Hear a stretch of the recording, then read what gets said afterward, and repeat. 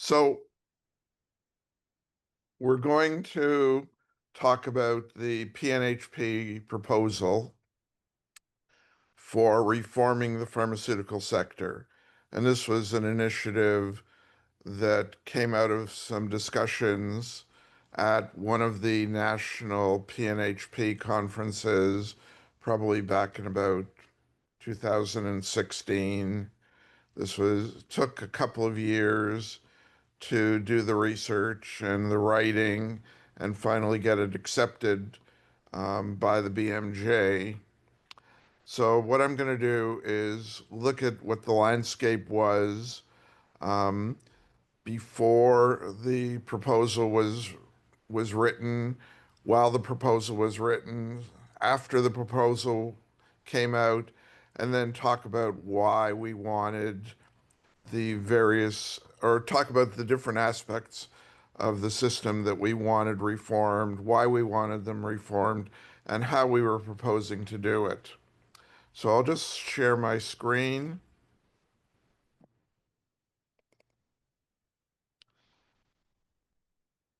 Is that visible to everybody?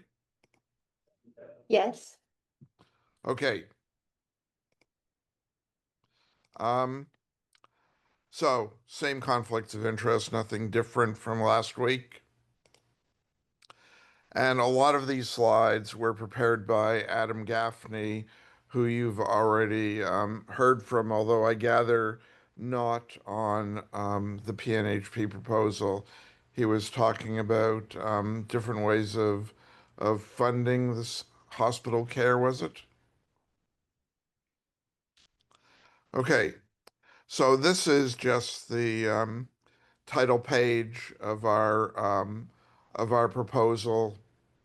Um, that appeared in the BMJ, as I said, I think it was May of 2018.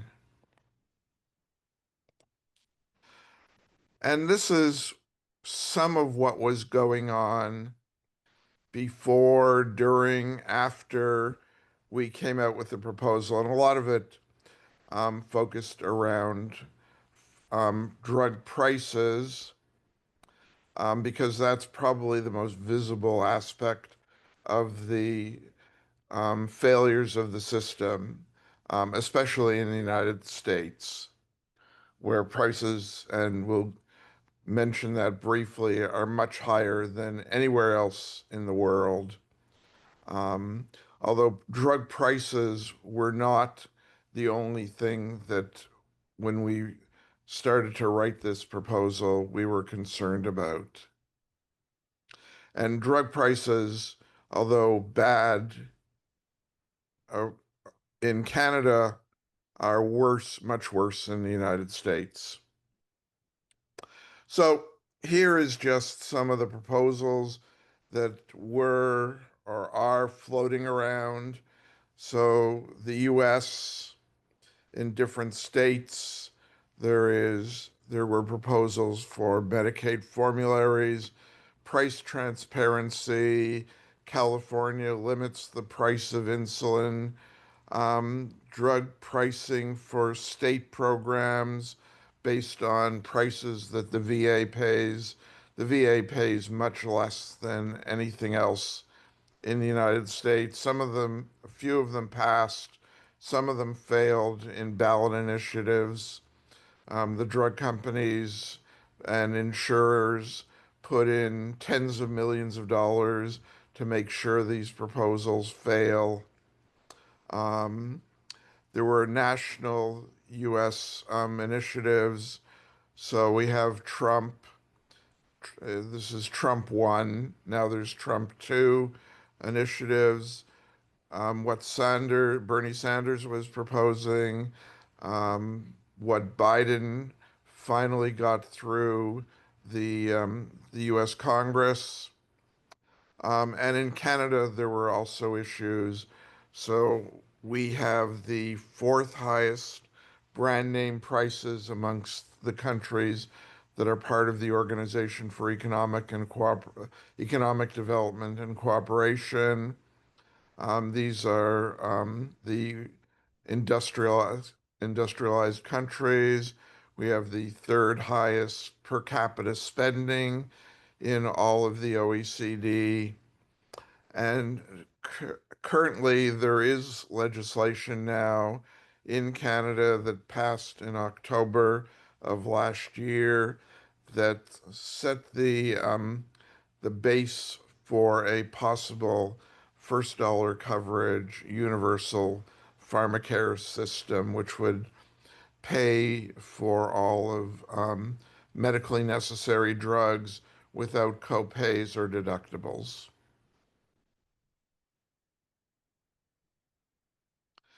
Just a few highlights of what has or hasn't been going on in the States. California passed the drug pricing transparency legislation. Pharmaceutical companies have to disclose and justify when they raise prices more than the rate of inflation over a 2-year period. Insurers have to report how premiums are spent. I don't know if you follow this, but um, a good portion of the premiums that insurers collect, this is in the range of 15 to 20%, I believe, are spent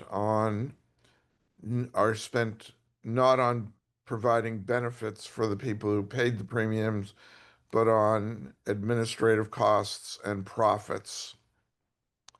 Um, so this was trying to make that information public. There was a Medicaid waiver bill in Massachusetts that would permit Medicaid to have narrower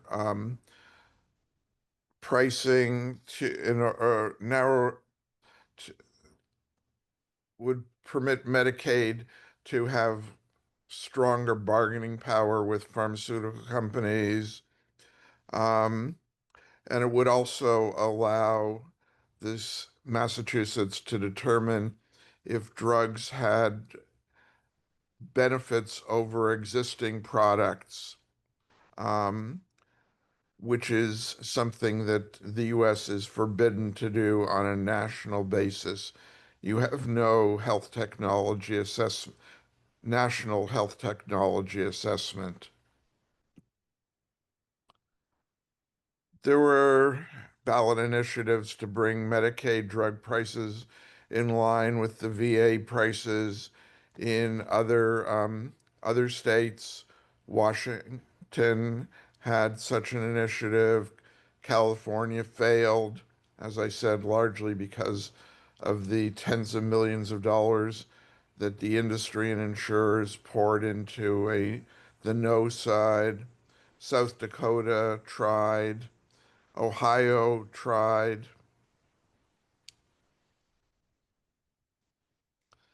Um, and part of this is getting into, besides drug prices, another reason why why we thought the system, especially in the United States, to be reformed.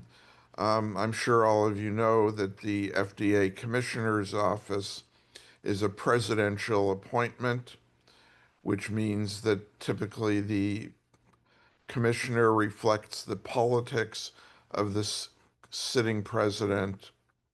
But that, despite the political nature of the appointment, that doesn't seem to matter in terms of what what sitting commissioners do once they leave the job.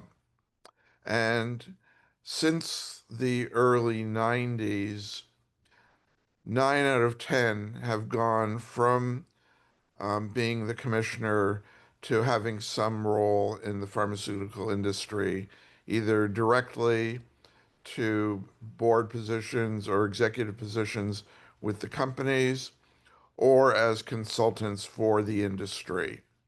And while the FDA commissioner does not um, do the day-to-day micromanagement of the agency, he or she does set the tone for what the agency is going to look like, how friendly or unfriendly the agency is going to be to industry, um, the broad regulatory standards that the agency is going to impose, whether or not it's going to be sending out um, letters to drug companies about their promotion, how frequently advisory committees are going to be called.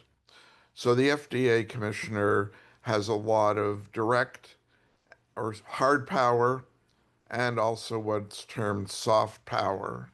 Um, and we felt that especially the soft power that the commissioner had was influencing the FDA in ways that were favorable to the industry and that this had to be turned around. Okay, so let's start with what's currently going on in the United States now, and this is a result of the in Biden's Inflation Reduction Act.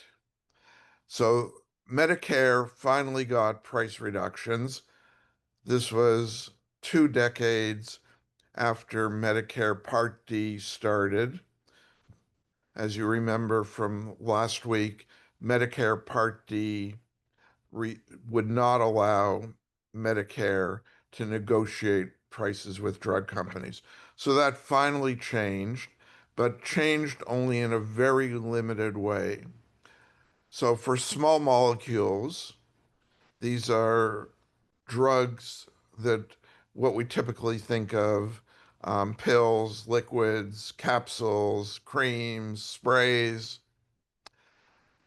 The drugs can only be prices can only be negotiated if the drug has been on the market for 7 or more years and there was no generic competition.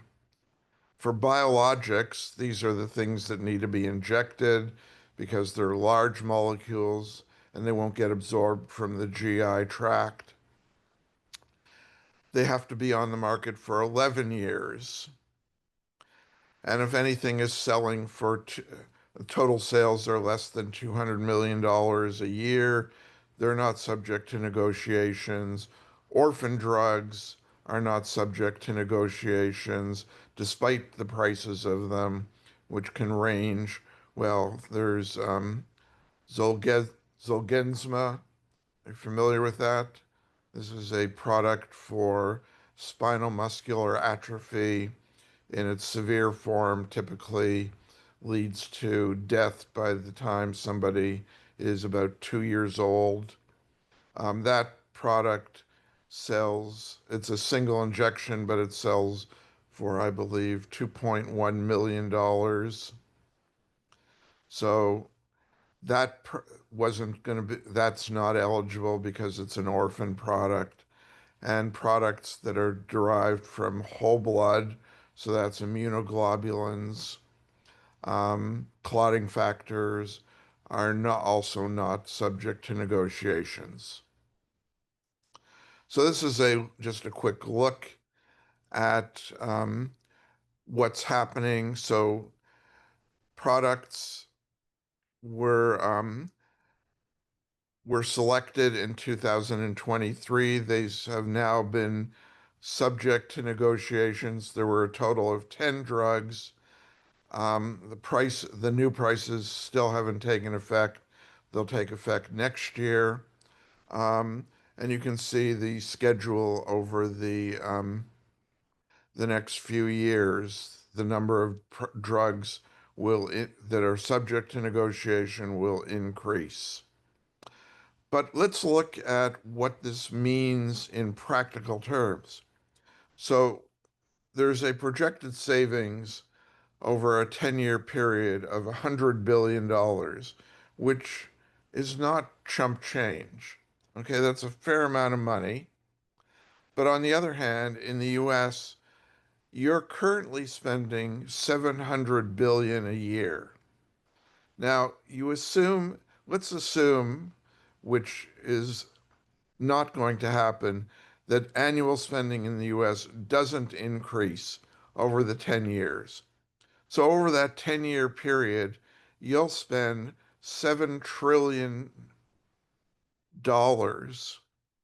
So you're going to save a grand total of 1.4% of your total spending.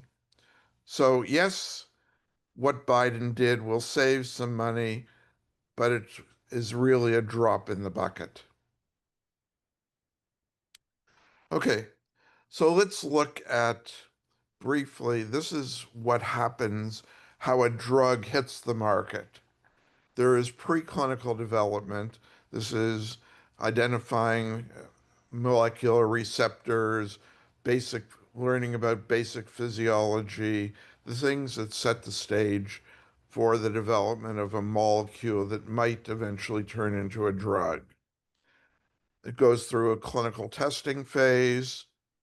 If the clinical testing looks good, then is submitted to the FDA for approval. If the FDA approves it, the company starts promoting it to generate sales. While it's on the market, there's post-market surveillance, trying to make sure that it's as efficacious as it looked in the pre-market trials, and also to look for any new safety problems. There's pricing, and finally, and all this leads to people getting access to the drugs. So this is just a slide from last week. Remember, most drugs do not offer any new additional therapeutic value over existing products. So when you're talking about the pre-market or the preclinical development, what goes on is going to primarily lead to what's in the green, not what's in the orange, and certainly not what's in the blue. So the majority of new drugs are what are called Me Too's. This is the fifth or sixth ACE inhibitor, the 15th or 20th non-steroidal anti-inflammatory. There are patent abuses that go on, and I'll show you a slide about that, I hope, in a few minutes. Patent abuses, patents are available for 20 years from when they're filed. After 20 years, they expire. But there are ways of tweaking patent life to extend it much longer than 20 years. And drug companies have taken advantage of that. Public money goes into developing new drugs, and one of the examples of that is Sobosibuvir for hepatitis C. In the first year that that was on the market, it made the company $11 billion.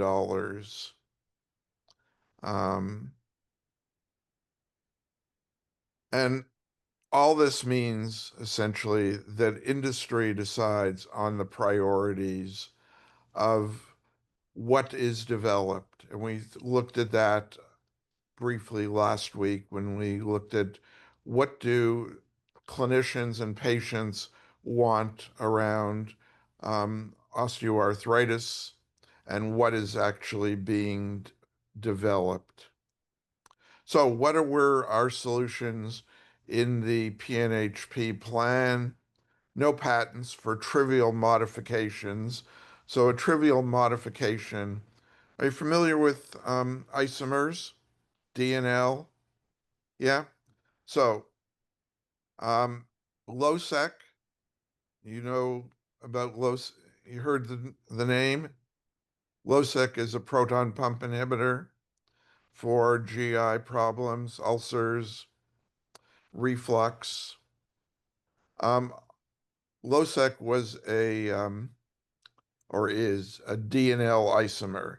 So there's the active isomer and then the inactive isomer. And it was initially marketed with both of them because it costs money to separate them out.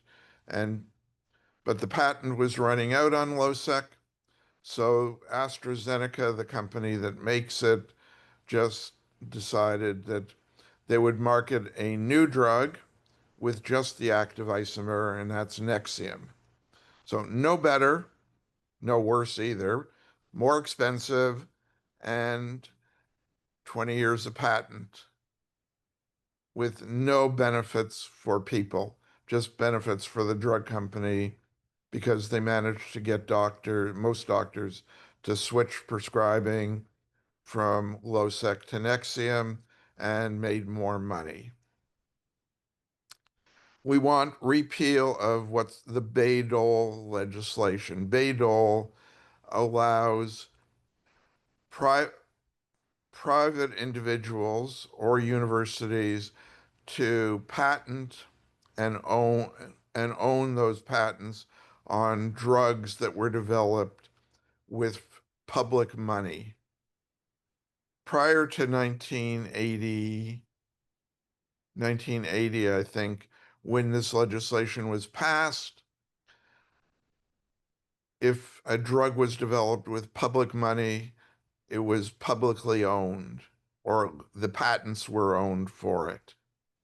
That changed and allowed all these spin-offs to come from universities to come out and privatize what had been developed through public money. And we also wanted a in both Canada and the United States to have what were drug innovation divisions.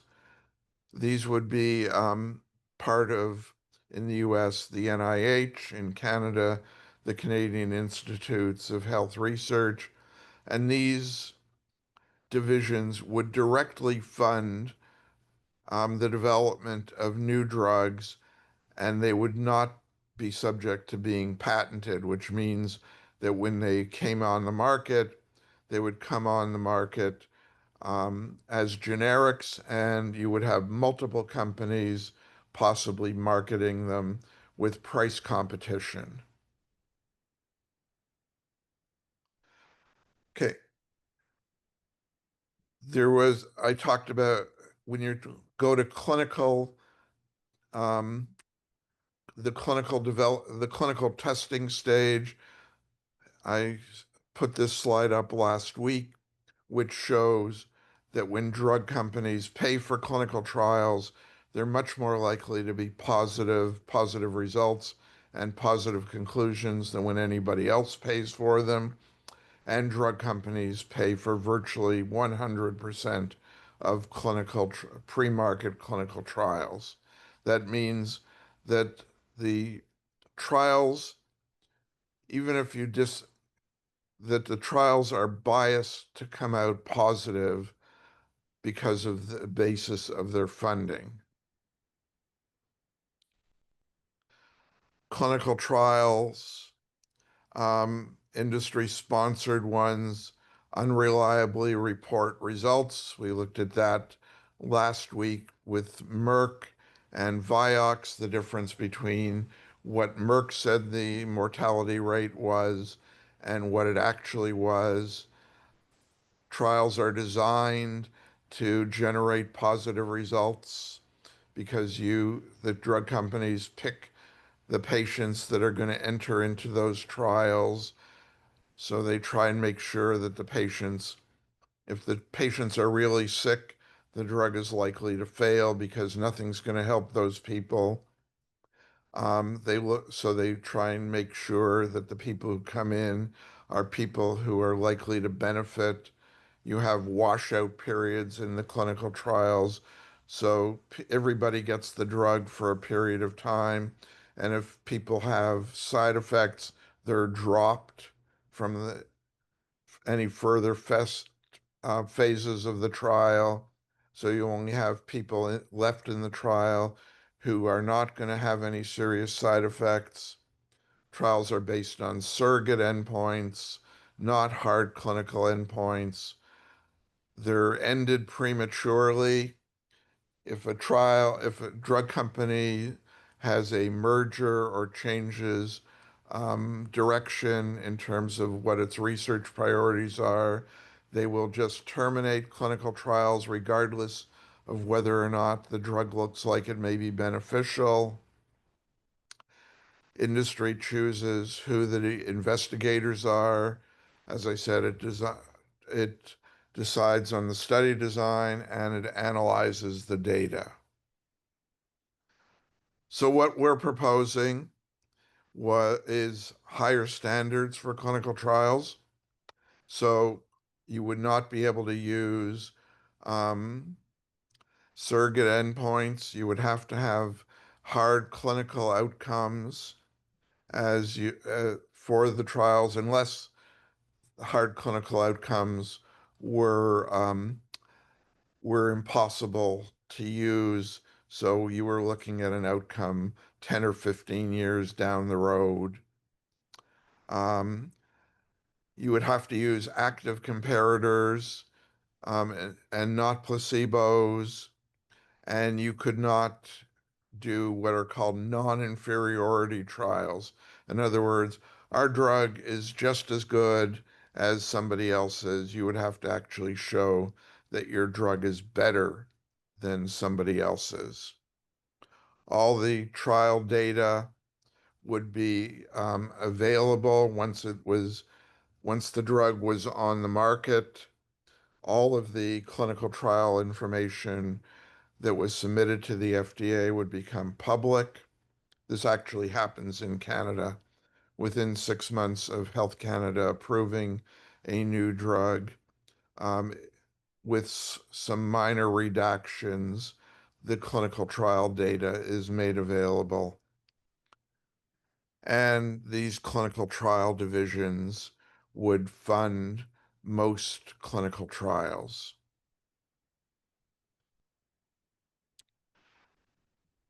This is what I talked about last week. Um, where does the FDA get its money to be able to do what it's mandated by Congress to do? And the situation is the same in Canada. Congress has, for at least since the early 1990s and probably before that, refused to give the FDA the money that it needs to carry out what Congress tells it to do. So Congress keeps piling on responsibilities onto the FDA, but it doesn't give it enough money to to fulfill those responsibilities.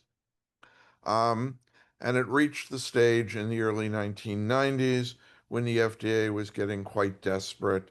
And so they negotiated with the drug companies to take user fees from the companies. And you can see by 2024, for human drugs, almost 70% of the cost of regulating human drugs, and these are small molecule drugs, almost 70% was coming from industry fees.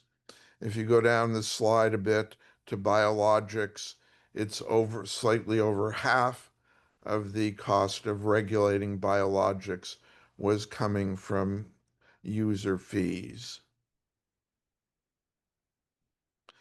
User fees let the FDA survive and fulfill its functions, but they also have negative consequences. So there are a lot of numbers on this slide, but let me just try and summarize what this slide is saying. So as part of the initial legislation that that allowed for user fees, the FDA agreed that it would review 90% of new drug applications within a set period of time, and that was 300 days for a standard review and 180 days, or no, yes, 180 days for a priority review. And the user fees come up for renewal every 5 years, which means that if the FDA isn't fulfilling its obligation in terms of how quickly it reviews new drug applications, the drug companies may not be willing to pay more in user fees than they currently were. They weren't getting, their view would be they're not getting value for the money, so why should they give the FDA any more money? So this creates a problem for the FDA. It has to ensure that it reviews the drugs in that period of time, either 180 or 300 days. So what happens when those deadlines are approaching? When you get to 60 days of those deadlines, and the supposition is that people start, or the organization starts to panic, that if it doesn't meet the deadline, that bad things are going to happen in the future. So maybe it skips looking at data as diligently as it should. It overlooks certain things. And what this slide says is that might be the case. Because if you look at drugs that were approved within 60 days of the deadline, they have something in the order of 5 times the chance of having a post-market safety problem compared to drugs that weren't approved within that 60-day period. In other words, you approve drugs well in advance of the deadline, and they're much less likely to have safety problems. You approve drugs closer to the deadline, maybe you make mistakes, maybe you overlook things, and they're more likely to have safety problems when they hit the market. And this is because the FDA wants to ensure that it keeps getting those user fees. And this looks at what the FDA, another aspect of what the FDA has done over the period of time from 1995 until the late 2000 teens. And you can look at what percentage of clinical trials were randomized, and it goes down. In 95 to 97, it was 93.6%. That had dropped to 82.2%. Did the clinical trials use an active comparator? Well, in 1995 to 97, that was 44%. By 2015 to 2017, it was below 30%. And what kind of clinical endpoints were being used? In 95 to 97, 43.8% of the trials used a hard clinical outcome. That had dropped to less than a quarter of the trials by 2015 to 17. So you can come up with reasons why this was happening, but a lot of us feel that these changes were made because of the influence that user fees gave the industry over FDA standards. So what do we want for what were the problems with drug approvals? As I said, user fees, the rise in proportion of drugs that were approved through what are called expedited approval programs. These are accelerated approvals, priority approvals, breakthrough approvals, orphan drug approvals, and currently 70% of the drugs that the FDA approves go through one or more of these expedited programs. Um, there's the 21st Century Cures Act, which further weakened the FDA standards.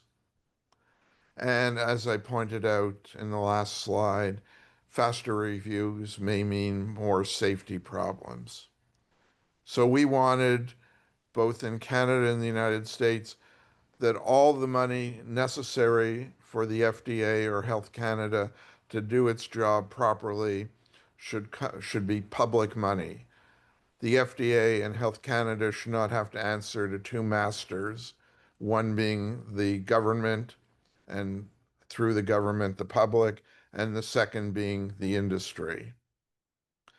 And there are actually documents that's from both from both countries where the FDA and Health Canada are saying that their primary client is the industry, not the public, but the industry. So full public funding for regulatory agencies, less use of expedited review pathways. There's literature out there that shows that drugs that go through these pathways are not necessarily breakthrough drugs or have significant therapeutic advances.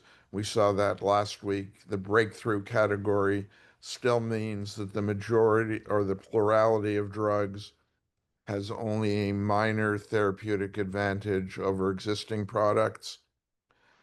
And finally, in the United States, where the FDA has advisory committee meetings, the people on the advisory committee should not have any financial conflicts of interest with industry, and currently they're allowed to.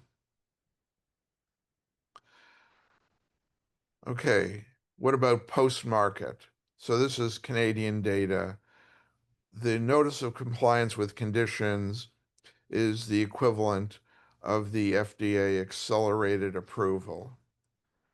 This means that drugs are approved in a shorter period of time than a standard. So in both countries, it's 180 days instead of 300 days. Yeah. And if you get a conditional approval, what the conditions are that you have to do post-market trials to show that the initial evidence that was the basis for the drug being approved is actually confirmed when you do larger and possibly longer trials. So you're showing that the initial evidence that showed the drug worked is confirmed. You're showing that the initial evidence showing that the drug is safe enough to be used is also confirmed. So what do we see in Canada? And again, the data is the same in the United States. So out of the drugs, if you're looking on your on your left, sorry, conditions were fulfilled, but in 16 cases, it took more than 6 years to fulfill those conditions, and in 5 cases, it took more than 10 years. That means that people like me were potentially prescribing these drugs for long periods of time without really knowing that they were going to work and that they were safe enough for the patients. And similarly, patients were taking these drugs without knowing that they would work and that they were safe. And we also have drugs where the conditions have not yet been fulfilled. And there are 13 of those in Canada that have been on the market for more than 6 years. The conditions haven't been fulfilled, and 3 of those that haven't been fulfilled have been on the market for more than 10 years. How long is it going to take to fulfill those conditions? And the answer is we don't know. So again, some Canadian data, and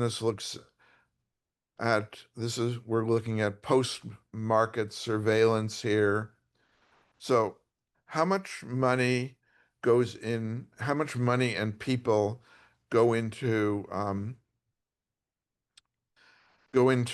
approving new drugs for marketing versus how much money and people go into making sure that once the drugs are on the market, they are actually working properly for people and that they are safe. And this is a lot of numbers, but basically what it says is that over the period from 2004 to 2020, the two divisions of Health Canada, that's the top two that are in charge of approving new drugs, got between 3 and 4 times the amount of revenue that the bottom directorate got, the one that was in charge of monitoring drug safety. So 3 to 4 times the amount of money went into approving new drugs compared to monitoring drug safety, and 3 times the number of people went into approving new drugs compared to monitoring drug safety. This is an indication of where Health Canada's priorities are. The situation is similar in the United States. And again, if you want to look at possible reasons for this, one of them is user fees. Drug companies don't necessarily want new safety problems being found in their drugs. That's going to harm sales. What they want are drugs on the market faster so that they can start getting revenue from them. So the the problems in post-market surveillance, um, you can, if you're going to do post-market surveillance, you can say that regulatory standards don't need to be as strict because you're going to pick up problems later on. You can count the bodies once the drug is on the market, and if the drug looks like it's too unsafe, you can pull it off the market. The enforcement um, of these of post-market requirements is lax.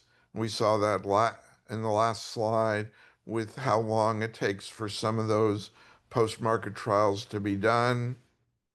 And there isn't enough money being given to the parts of the FDA and Health Canada that are charged with doing that post-market surveillance. And one more problem is that the divisions that are in charge of post-market surveillance on the regulatory ladder are below the divisions of the FDA and Health Canada that are in charge of approving new drugs. So the more authority goes to the divisions that approve new drugs than monitors the safety of drugs once they're on the market. So what do we ask for in the PNHP proposal? Prompt performance of post-marketing studies, preferably that post-marketing studies are underway when the drug is approved, not started after the drug is already marketed. We want more money going into the parts of the FDA and Health Canada that monitor drugs once they're on the market, and we want the regulatory authority of those divisions to be the same as the divisions that approve new drugs, so that if a safety problem is identified, the divisions have as much authority over what happens to those drugs as the divisions that approved them in the first place. What about promotion? This is a slide from JAMA, Journal of the American Medical Association, that looked at the amount of money that was being spent by drug companies in the United States on what's termed professional promotion. So this doesn't include the $7 billion a year that are spent on direct consumer advertising. So you can see there, 12 billion spent on samples. Office detailing was about 5 billion. Office detailing are the men and women who go into to doctors' offices or in hospital clinics to try and sell or convince physicians to prescribe the products that their companies are making. You have hospital detailing. Sorry, the 5 billion was just office detailing. There is another, looks like about 300 million spent on hospital detailing, and there is about 200 million spent on medical journal advertising. And then there are all um, the other promotional expenses that are not accounted for in this. How much is being spent on meals for doctors?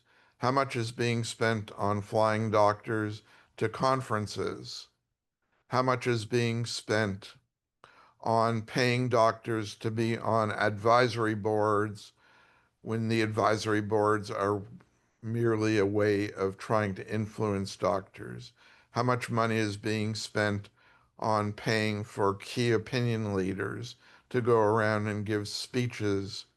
So this amount of money that you're seeing represented by this slide is lower than how much is actually being spent. So I'm going to show you some slides now that are part of a Cochrane review that has taken up the past 8.5 years of my life, along with the lives of 6 other people. What we did was, everybody knows what a Cochrane review is? If there isn't anybody, just say so. No? Okay. So we gathered information from as many studies as we could that looked at what happened when doctors were exposed to to any form of promotion, and how did it affect um, their prescribing. So I'm going to show you slides. This is one. The first one is around appropriateness. So if doctors were exposed, don't worry about what the different shapes of the symbols are. It's what you should be looking at is the bottom. Um, what the x-axis says. So if doctors were exposed to promotion, what happened to appropriateness of prescribing? So this advertising or education, as the drug companies would say, prescribing gets less appropriate. There was only one study that showed it got more appropriate. There were 5 that showed it got less appropriate. Gifts or payments, you can see nearly all the studies showed that it got less appropriate. Wasn't much data about free samples. And conflict of interest policies. So if doctors were exposed to conflict of interest policies that limited their ability to interact with drug companies, what happened to prescribing? And it got better. So take away those interactions and prescribing gets better. The next slide, this looks at costs of prescribing. What happens again when you're exposed to all the four different kinds of of marketing. And again, the data overwhelmingly shows that prescribing gets worse. Doesn't matter what kind of promotion you're being exposed to. So what are we? This was just some of the problems. There is probably more money being spent in all forms of marketing than there is on research and development. Marketing is often misleading. Um, and the regulatory agencies can't cope with marketing. Health Canada has turned over regulation of marketing of prescription drugs to either the industry itself or an independent body which is dominated by industry. The FDA has 70 people who are in charge of looking at over 100,000 pieces of promotional material per year. You can't do that with 70 people. So what are we arguing for? More resources for promotional review. You want sanctions for inaccurate marketing to match profits from sales. So I don't know if you look at Public Citizen, the Health Research Group looked at fines and penalties for drug companies over a 15 or 20-year period from the early 2000s to the late 2000 teens. Some drug companies, or one drug company in particular, was fined over that period of time over $3 billion, which is a lot of money, but the drug company paid that because they made an order of magnitude more from those drugs than they had to pay in penalties. So the penalties were like parking illegally because you wanted to go to a nice restaurant, just the price of the meal.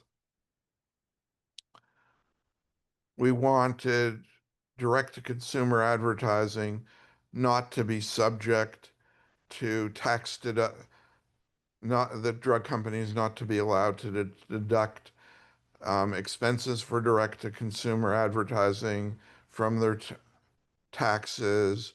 We wanted drugs that were being promoted through direct-to-consumer advertising to be excluded from formularies where that was possible.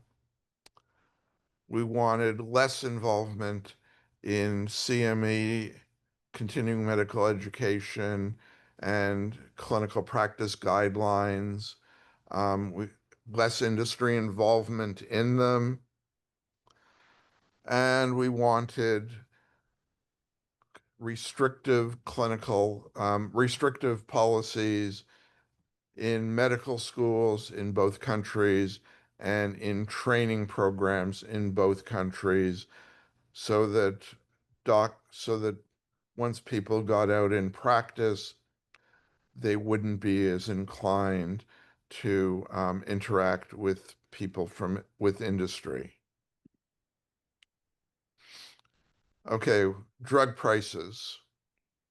Um, this is just a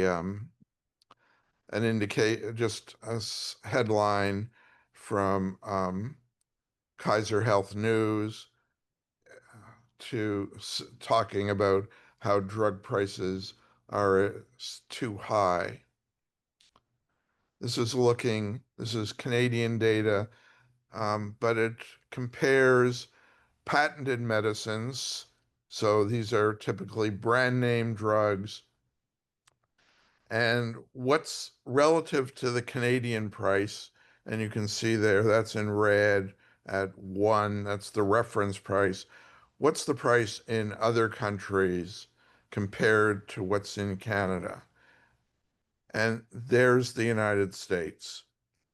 Over 3.5 times more expensive than the Canadian price. And you can go down and you can look at places. This is Australia. Now, I've lived in Australia, I've worked in Australia. Drug prices are 30% below Canadian prices. There are not people or bodies lying around on sidewalks in Australia because drug prices are so low that drug companies won't introduce medicines there. You can go much lower than Canadian prices, but the US has gone way above what anybody else in the world will charge for brand name drugs. And prices are going up. This is what's happened to drug prices, to the price of cancer drugs from 1995 until 2017. So you can see the annual price of a drug, of cancer drugs in the mid 1990s was about I thought between $500 and $1,000. By the time you reach 2017, the annual price is over $10,000. And now the price is somewhere over $100,000. Prices keep going up. This does not reflect how much money it costs to develop drugs. This reflects the fact that in the US, drug companies can charge whatever they want.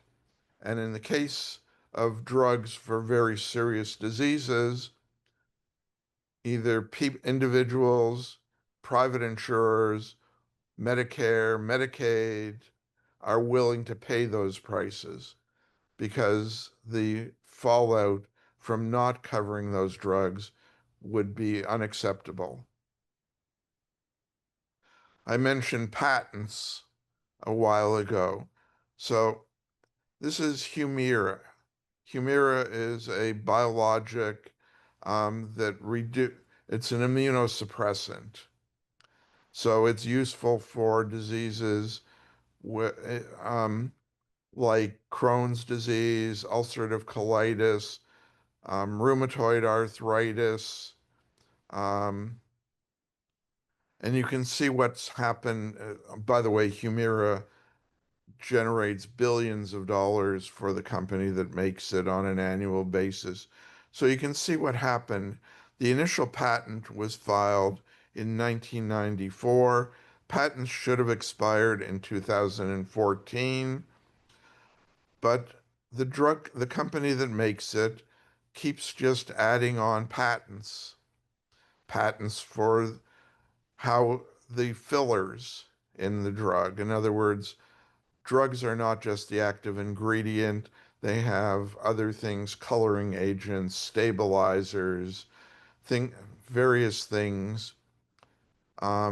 They keep adding on patents, more and more patents, so that so that although the drug should have been should have been available as a biosimilar in 2014, the last patent is not expected to expire until 2037.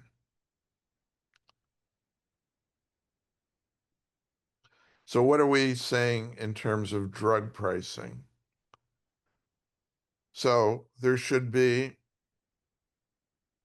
more power over drug price more the government should have more power to negotiate. Why does Australia have prices that are 30% below for patented drugs that are 30% below Canadian prices? And one of the main reasons is because Australia has a single national buyer. It's called the Pharmaceutical Benefits Scheme. And if they don't agree to pay for a drug, it doesn't get listed on the Australian National Formulary, which means that the drug has virtually no sales in the country. So while you can't drive prices down to zero, you can certainly drive a much harder bargain than you can in Canada, where the public buyers only control about 40 to 45% of the market, and the rest is controlled privately by thousands of private drug plans. So the public sector is bargaining for less than half of the Canadian market, and in the US, it's much less. We want drug, going back to, excuse me, to what I said earlier, if a drug is developed through the public pathway, it is not patented and can be sold as generics or biosimilars from the moment it's approved, which means that you get price competition right from the start. You don't have these long monopoly periods when companies price drugs at humongous prices and then the US keep raising them year to year.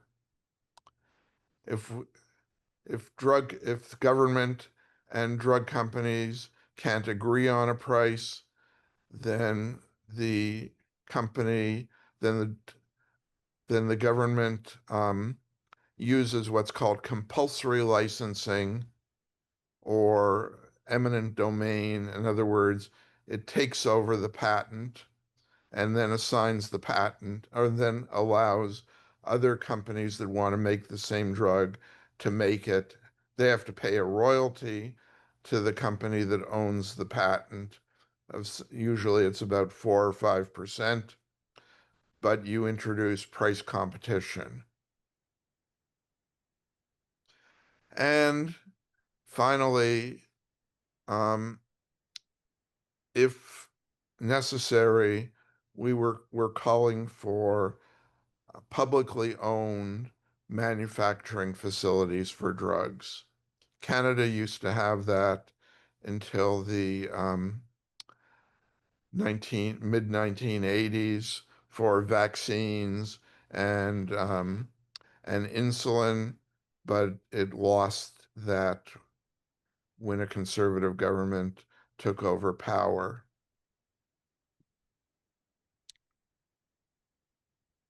What percentage of people cannot afford their drugs and therefore do not fulfill, do not fill prescriptions, or else split pills or skip pills? And this slide compares different countries. Canada does not do that well compared to all the other countries, but the US, again, does far worse. 25% of people in the US, according to surveys, have some form of financial non-compliance with medications. In other words, they don't take the drugs that they need to because they can't afford it. And this isn't just drugs for trivial conditions like toenail fungus. This is drugs for things like type 1 diabetes. So in terms of access, there is no universal access right now to prescription drugs in Canada or the US, and both countries have copays. In other words, you have to pay a certain percentage of the cost of a drug. There are deductibles. You have to pay $1,000 before your insurance kicks in. these compromise access. We want all essential medicines, and essential medicines means drugs that are deemed by a panel of independent experts to be necessary to maintain or improve health. We want those drugs to be covered under in a formulary. We want those drugs to be available to everybody who is living in the country, and we want those drugs to be available without any deductibles or copays. In other words, first dollar coverage, you don't have to take out your wallet for everybody who is in the country. So, bottom line, and these are the guiding principles behind the PNHP proposal. One is that drugs should not be treated as commodities. They should be treated as an essential part of public health. Two, drug companies do not have the best interests of patients at heart. They have the best interests of the executives who work for the companies and the shareholders at heart, and they're set up to make profits, not to benefit people. Public health is secondary to private profits, and the order needs to be reversed. So that's it.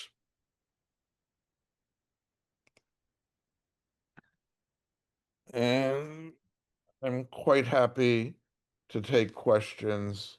Um, Marvin said this ends at noon, but if you want to go beyond that, that's fine with me. I can stick around.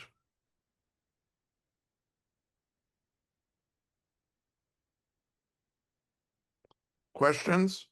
I Or are have a you all hungry? question.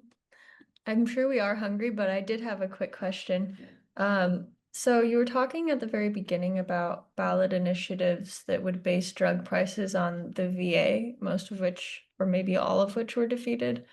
And I'm just curious, it seems like such like a simple and easy initiative to support. So I'm curious what the lobbyists' rhetoric was to defeat those initiatives. Okay, so the main one that's being used is that if we don't get enough, if we have to lower prices, then we won't get enough money to be able to do the research and development that's necessary to develop new drugs. So 5 or 10 years down the line, the life-saving drugs that we're introducing won't be there, and you'll suffer from that. Um, and that's typically been the main argument um, behind these things. The other arguments are that the free market is the best way of dealing with drug prices, and government negotiations are a very poor second. They won't do as good a job as free market competition. And you've got to remember that the drug companies have lots of money. Bill, they have millions of, and for this kind of advertising initiative, they have millions and millions of dollars. And they also have a lot of lobbying power. So why didn't Medicare Part D include the ability to negotiate drug prices back in 2003 or 2004? And that's because the drug company said that if it did that, they would mount a marketing campaign to defeat, to make sure that Congress did not approve um, Medicare Part D. In other words, that the elderly people 65 and over would not be able to purchase drugs through Medicaid or through Medicare.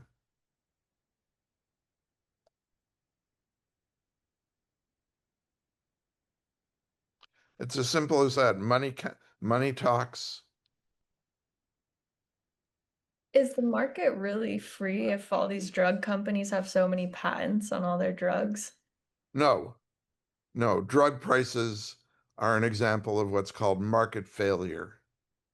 So the idea behind um, behind drugs especially, but anything that's subject to a patent, is that we put lots of money into developing a product.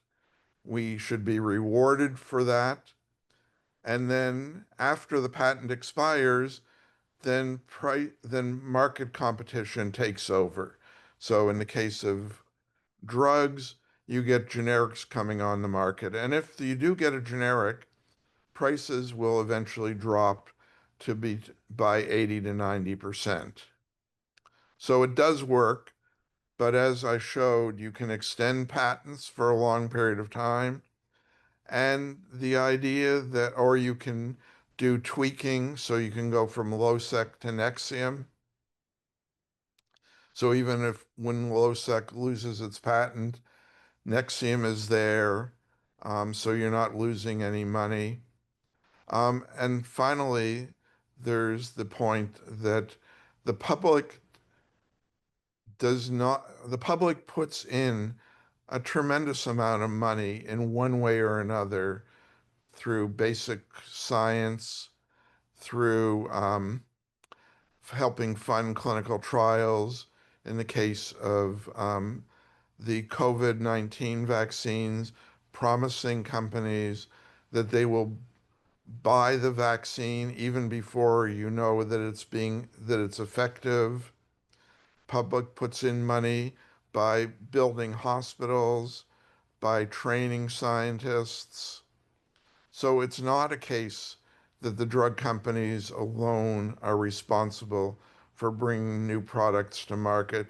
So on both levels, this idea of free market behind monopoly periods and free market competition fails.